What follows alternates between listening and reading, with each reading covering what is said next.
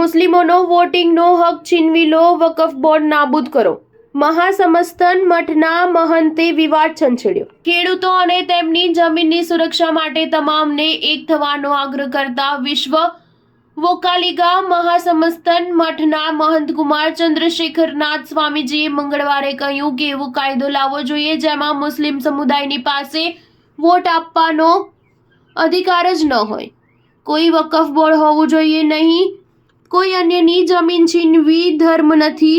આ નિવેદન એવા સમયે આવ્યું જ્યારે વકફ સંપત્તિને લઈને વિવાદ ચાલુ છે. તેમણે કહ્યું, ખેડૂતોની સાથે થઈ રહેલા અન્યાય વિરુદ્ધ તમામે લડવું જોઈએ. એવું કહેવામાં આવે છે કે વકફ બોર્ડ કોઈની પણ જમીન પર દાવો કરી શકે છે. આ ખૂબ મોટો અન્યાય છે. કોઈ અન્યની જમીન છીનવી ધર્મ નથી. તેથી તમામે નક્કી કરવા માટે લડવું જોઈએ કે ખેડૂતોની જમીન તેમની પાસે જ રહે. બેંગલુરુમાં ભારતીય ખેડૂત સંઘ દ્વારા આયોજિત વિરોધ સભાને સંબોધિત કરતા તેમણે કહ્યું, ખેડૂત અન્નદાતા છે, તેથી તેમને બચાવવા જોઈએ અને તેમને પ્રોત્સાહન આપવું જોઈએ તથા એ નક્કી કરવું જોઈએ કે કોઈ પણ તેમની જમીન અને સંપત્તિ છીનવે નહીં.